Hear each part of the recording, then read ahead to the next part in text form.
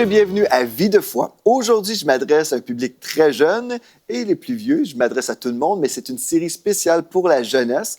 Aujourd'hui, je vais toucher quelque chose de très spécial qui peut déranger certains. Je vais parler en fait d'un sujet qui nous parle de se déconnecter de ceci, d'un téléphone. Déconnecte-toi pour te connecter à Dieu. Je ne sais pas si vous avez des jeunes. Bien, si vous avez des jeunes, vous les voyez peut-être souvent en train de texter. Et si vous êtes jeune, à toi, mon ami, peut-être tu passes beaucoup de ton temps en train de texter à tes amis, peut-être tu es sur les réseaux sociaux, tout ça. Et ce n'est pas mal en soi, mais j'aimerais ça t'encourager aujourd'hui, déconnecte-toi pour te connecter à Dieu. Parce que si tu te connectes à Dieu, en fait, tu vas avoir la plus belle vie possible. Et tu sais, on parle beaucoup à l'émission Vie de foi de l'importance de la parole de Dieu, mais ce n'est pas simplement une chose que moi, le pasteur Joël, aime. En fait, si toi, tu peux arriver à aimer la parole de Dieu, tu vas découvrir les principes spirituels que Dieu en réserve pour toi, pour ta vie, pour toute ta destinée. Et en fait, on peut se réjouir qu'on va passer toute l'éternité au ciel dans la présence de Dieu. Ça, c'est merveilleux. Mais avant de mourir, là, Dieu a une destinée pour toi aujourd'hui.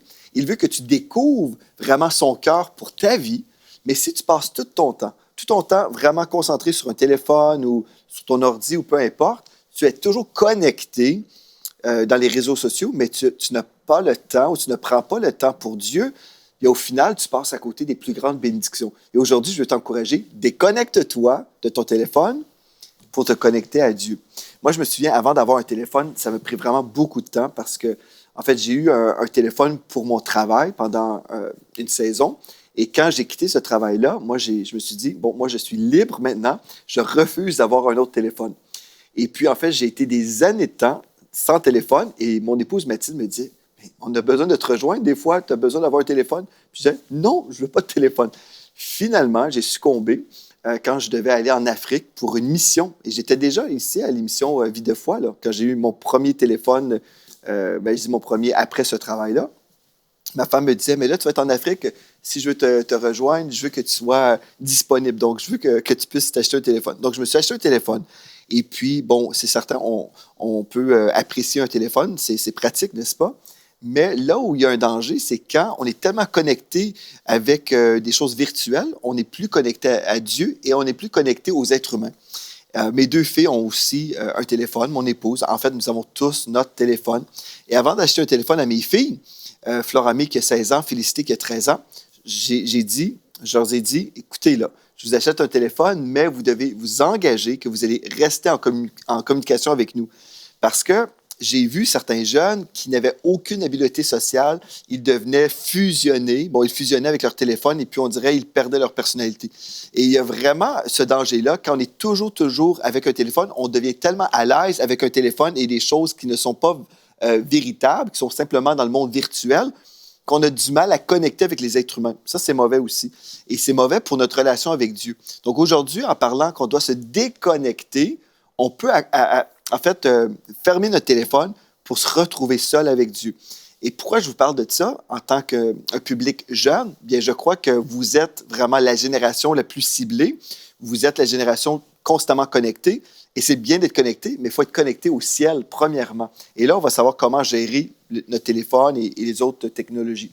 Donc, j'aimerais ça vous dire, premièrement, OK, j'aimerais te parler à toi, le jeune. Aujourd'hui, je parle à la jeunesse, peu importe votre âge, mais vraiment à toi, le jeune, j'aimerais te dire que tu n'es pas trop jeune pour Dieu. Tu n'es pas trop jeune pour avoir une relation véritable avec le Seigneur. Et je crois souvent, on s'imagine, bien, quand je vais être plus vieux, là, je vais pouvoir avoir une relation comme mes parents. Mais en ce moment, les attentes ne sont pas là. Les gens comprennent que nous sommes jeunes et puis voilà, on va vivre notre vie. Et plus tard, oui, je vais connecter avec Dieu. Mais j'aimerais ça t'encourager, en fait, que tu n'as pas à perdre ton temps, tu n'as pas à attendre, tu n'es pas trop jeune pour t'approcher de Dieu et de recevoir de ses révélations. Tu vois, quand tu es jeune, vraiment, on a plus de temps, n'est-ce pas? On devrait avoir plus de temps. Et si tu dis le contraire, non, j'ai pas beaucoup de temps, c'est faux. Oui, tu vas à l'école. Oui, peut-être tu as un petit travail, mais je sais que plusieurs heures sont passées sur ces téléphones. Donc, tu as vraiment plus de temps pour chercher Dieu. Si tu dis, ah, mais je trouve ça difficile de chercher Dieu, bien, je veux t'aider aujourd'hui. Je veux vraiment t'aider. Je veux que ça soit facile pour toi de connecter à Dieu. même plus facile que c'est pour toi de connecter avec ton téléphone et aux amis sur le téléphone. Donc, tu n'es pas trop jeune pour t'approcher de Dieu et pour recevoir des révélations de sa part. Je me souviens, une des premières choses que j'ai vécues dans ma jeunesse, où j'ai vraiment ressenti la présence de Dieu, j'étais dans la maison de mes parents et j'ai vu comme une lumière éblouissante qui est venue, qui est partie aussitôt. Je me souviens, j'étais jeune, j'avais peut-être, je ne sais pas, peut-être 10 ans. Et j'étais conscient du monde surnaturel à ce moment-là. Je me souviens, même dans cette même période, j'allais me coucher dans des champs, je regardais au ciel et je me souviens, je disais, waouh, c'est mon Dieu qui a tout créé ça. Et j'étais vraiment conscient que Dieu existait. J'étais conscient de la présence de Dieu. Comme je vous ai dit dans les autres émissions, dans les émissions précédentes, j'ai accepté le Seigneur quand j'avais 3 ou 4 ans, dès que j'ai pu comprendre le message du salut. Mais là, j'étais jeune, j'avais vraiment la conscience que Dieu était là et j'avais une soif de Dieu. Je voulais plaire à Dieu avec ma vie, mais je voulais vraiment être en relation avec lui. Donc, j'ai commencé à chercher Dieu, à prier. Et bon, je n'étais pas vraiment un amateur de la lecture. Je me souviens même, ma grand-mère Poulain, sur le côté de ma mère, donc ma grand-mère maternelle, m'avait posé la question. Elle dit, Joël, est-ce que tu lis ta Bible tous les jours? Je me souviens à l'époque, je lui avais dit non, grand-maman, puis elle m'avait grondé. Elle dit, ben là, tu dois lire ta Bible tous les jours. Et puis, donc, je lisais dans les psaumes parce que c'était un texte assez court. Hein? J'aimais pas trop la lecture. Mais à force de lire, j'ai commencé à découvrir l'amour pour la parole de Dieu.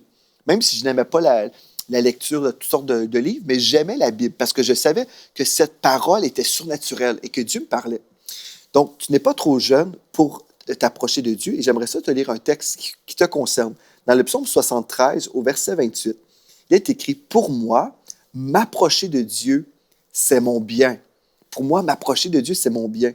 Je place mon refuge dans le Seigneur, l'Éternel, afin de raconter toutes tes œuvres. » Quand on réalise en fait que nous avons le privilège d'être en relation avec Dieu, on va pouvoir raconter ses œuvres parce qu'on va vivre des choses véritables. On va avoir un témoignage, on va avoir des choses à raconter dans la présence de Dieu.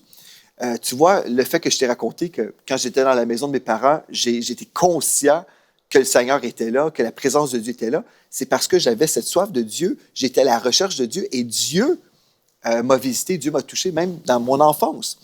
Donc, tu n'es pas trop jeune pour passer du temps à lire la parole de Dieu, et aussi, tu n'es pas trop jeune pour entretenir une vie de prière. Bon, comme j'ai mentionné, je n'aimais pas trop la lecture de la parole.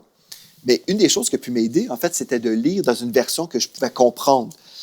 Je me souviens, une fois, j'étais dans une rencontre d'église. En fait, c'était un petit groupe dans un sous-sol d'église. Et puis, on était, je pense, plusieurs jeunes ensemble. Et puis, il y avait une jeune fille qui disait, « Priez pour moi, s'il vous plaît, parce que j'ai vraiment beaucoup de difficultés à lire la Bible. Je ne suis pas très disciplinée. » Et puis, bref, elle partageait son cœur qu'elle voulait lire la parole, mais elle avait du mal à lire. Et puis, on était autour d'une table, donc tout le monde partageait, disait « Ah oui, OK, on va prier pour toi, que Dieu te donne la discipline. » Et puis voilà, on l'encourageait. Et moi, je lui ai posé une question. J'ai dit « Mais tu lis dans quelle version de la Bible? » Il me dit « Je crois la Louis II. » Donc, c'est la Bible que j'ai aujourd'hui. C'est une Bible classique, le français classique, et c'est typiquement la version qu'on va utiliser dans la majorité des églises francophones. Donc, on va prêcher à partir de la version Louis II. Mais je lui ai dit, mais si tu lisais dans une version plus facile, comme la français courant, ou aujourd'hui, il y a la parole de vie qui existe, la Bible Summer, bon, il y a toutes sortes de versions différentes qui existent. J'ai dit, si tu essayais une autre version, peut-être tu arriverais à devenir plus discipliné, parce que si on comprend, ben, on va être intéressé de lire, n'est-ce pas? Donc, elle dit, ah, OK, je vais essayer ça. Donc, au lieu de prier pour elle, on l'a juste encouragée comme ça. Moi, je l'ai encouragée, tout le monde a appuyé aussi. Et puis, la semaine suivante, quand on s'est rencontrés, elle nous disait qu'elle lisait la Bible régulièrement maintenant parce qu'elle comprenait, elle était bénie dans sa lecture. Donc, tu n'es pas trop jeune pour lire la Bible. Et quand on prend le temps dans notre jeunesse où on découvre la parole de Dieu, on découvre ce que Dieu dit, bien, on rachète le temps, on avance, on progresse plus que n'importe qui. Parce que là, on commence à découvrir les principes spirituels de Dieu. On découvre l'amour que Dieu a pour nous. On découvre aussi les histoires de l'Ancien Testament, des histoires qu'on devrait connaître. Et on a des années de temps à méditer sur ces textes-là et grandir vraiment. Dans les Proverbes, par exemple, on découvre les valeurs du royaume de Dieu, on découvre le cœur de Dieu. C'est tellement riche, c'est tellement merveilleux. Et quand on se convertit plus tard dans la vie, bien, on doit tout découvrir et puis Bon, la Bible, c'est un livre assez épais, n'est-ce pas? Ça prend beaucoup de temps quand même à tout comprendre. Mais quand on commence dans notre jeunesse, mais c'est merveilleux. C'est ça qu'on doit comprendre. Déconnecte-toi des choses temporaires pour te connecter aux choses divines qui valent la peine.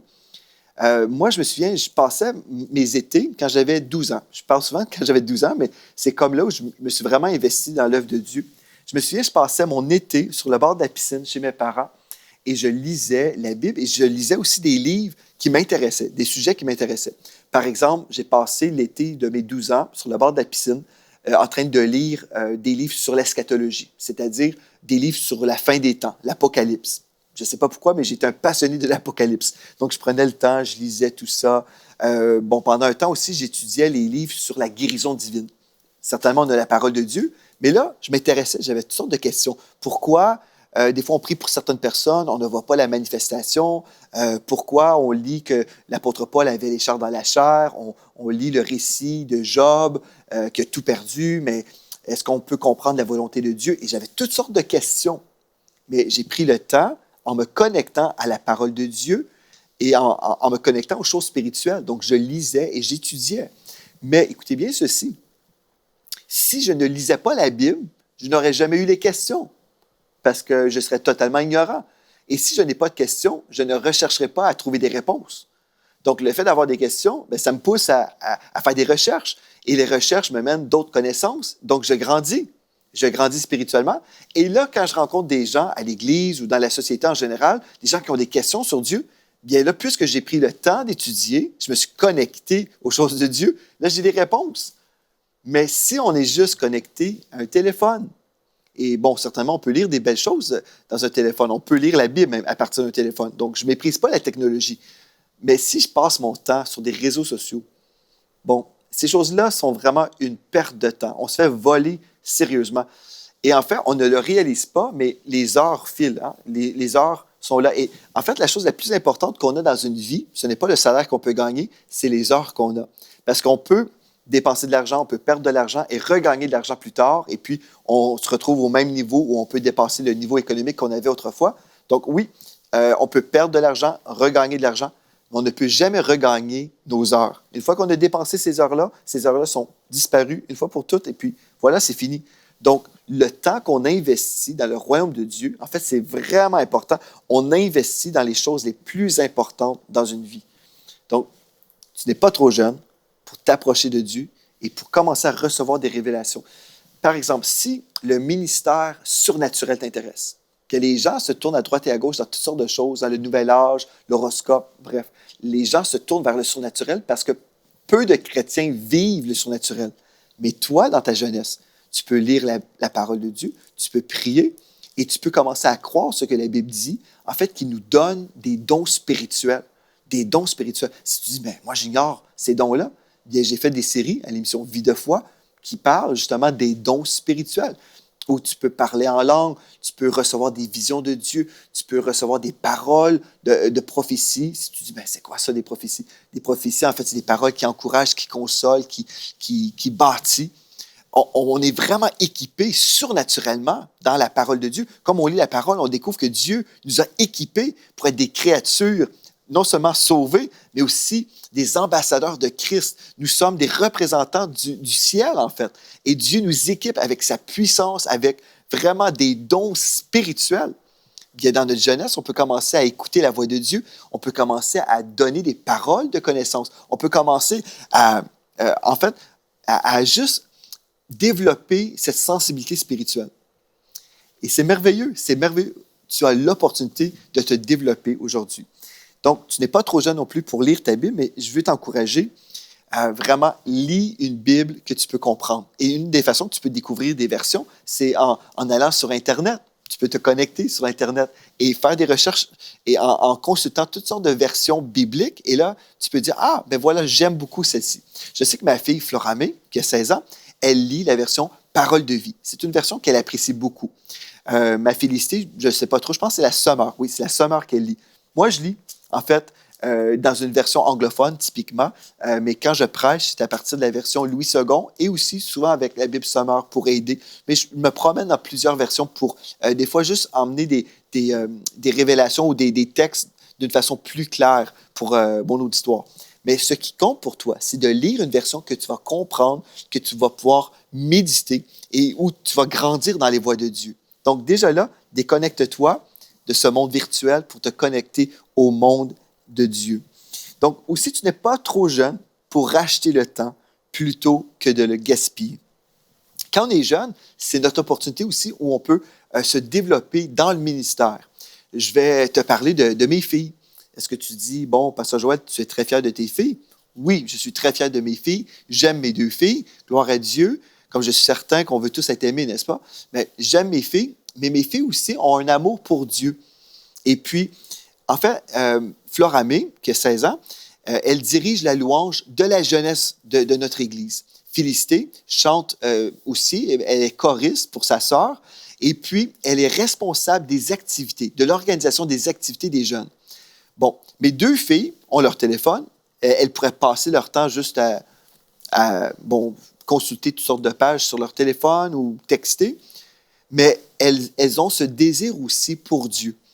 Et puis, elles me racontaient des fois des choses qu'elles vivaient à la jeunesse, et puis elles avaient une certaine vision. Et j'ai dit, mais vous pouvez vous investir. Comme j'ai expliqué aux jeunes de notre Église, j'ai dit, en fait, la jeunesse là, que nous avons en ce moment, c'est vraiment vous. Vous allez décider comment vous allez vivre cette jeunesse-là. Votre jeunesse peut être super merveilleuse. Vous pouvez vivre la présence de Dieu, la gloire de Dieu peut vous visiter.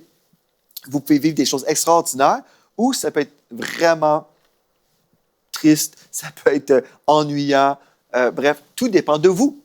Parce que moi, je veux que votre jeunesse soit super merveilleuse. Et puis, mes deux filles ont décidé de s'investir dans la jeunesse. Donc, voilà. Et là, aujourd'hui, on a une belle jeunesse où plusieurs jeunes, en fait, ils jouent de la musique, ils jouent d'un instrument. Et puis, on a une belle louange au niveau de la jeunesse. Les trois leaders qui sont investis aussi, les trois leaders jeunesse qui sont là. Et le public qui est là, qui peut louer Seigneur. Je dis le public, mais la jeunesse qui est là, qui peut louer Seigneur et s'investir à son tour. Vendredi passé, j'ai mentionné justement à mes jeunes, j'ai dit, écoutez, c'est votre Église. Vous n'avez pas à gaspiller votre temps et juste venir comme ça et recevoir, mais investissez-vous dans votre jeunesse, mais aussi dans votre Église locale. Il y a tellement d'opportunités pour vous. Donc, tu n'es pas trop jeune pour t'investir dans ton ministère jeunesse. Si tu dis, on n'a pas de ministère jeunesse, commence à prier. Applique déjà ce que j'ai dit. Tu n'es pas trop jeune pour t'approcher de Dieu. Prie vraiment que cette jeunesse puisse exister. Une chose qu'on a pu faire pendant un temps, lorsque notre jeunesse était très petite, j'ai consulté, en fait mon cousin, Frank Poulin, qui était responsable de sa jeunesse dans son église. Et puis, je ne me souviens plus exactement comment on a tout organisé, mais en fait, je me souviens d'une conversation qu'on a eue, c'est que, bien, puisque notre jeunesse est petite, et la tienne aussi, bien, si on se met les deux jeunesses ensemble, ou peut-être d'une autre église qui peut se rajouter, finalement, la jeunesse va devenir plus grande. Donc, si vous êtes dans une situation semblable, où votre jeunesse est très petite, bien, c'est une chose aussi. Tu peux prier, toi. Tu peux prier pour ta jeunesse, et là, Dieu peut orchestrer justement en fait tout un ministère comme ça. Et certainement, tu peux en parler à ton pasteur, tu peux parler avec tes autorités et dire, ben moi, j'aimerais ça être avec d'autres jeunes. Puis, en fait, tu n'es pas trop jeune pour influencer pour le bien ton pasteur. Tu peux dire, pasteur, moi, j'aurais à cœur. Et un pasteur à l'écoute de Dieu pourrait certainement vouloir bien t'écouter premièrement et là, voir comment il pourrait t'assister là-dedans et assister la croissance du ministère de la jeunesse dans une église. Donc, des fois, on est là, nous les jeunes, on s'imagine, je dis nous les jeunes, dans ma jeunesse aussi, je voulais influencer pour le bien. Et je pense que souvent, les jeunes ne se considèrent pas. Ils s'imaginent, ah, moi, je ne peux rien faire, je suis trop jeune, personne ne va m'écouter. Oublie ça. Si tu es vraiment engagé avec Dieu, tu as une relation avec Dieu, Dieu va t'inspirer, Dieu va te parler, Dieu va te donner des stratégies pour la jeunesse, des stratégies vraiment qui vont pouvoir être écoutées et reçues. Et c'est merveilleux. Mais on doit croire qu'on a de la valeur, comme on a vu hier, et que Dieu peut nous parler, que Dieu peut nous diriger. Et là, dans l'humilité, on propose des choses et on attend, on prie. Et ce que j'ai trouvé super merveilleux, quand notre jeunesse était avec la jeunesse de mon cousin Frank, pendant ce temps-là, deux de mes leaders actuels priaient toutes les semaines. Ils avaient un soir où ils priaient pour la jeunesse de notre Église. Moi, j'ignorais tout ça. Mais quand j'ai appris que les deux priaient, en fait, moi, je me suis approché d'eux. J'ai dit, écoutez, j'ai à cœur qu'on développe la jeunesse de l'Église. Et j'ai présenté ma vision.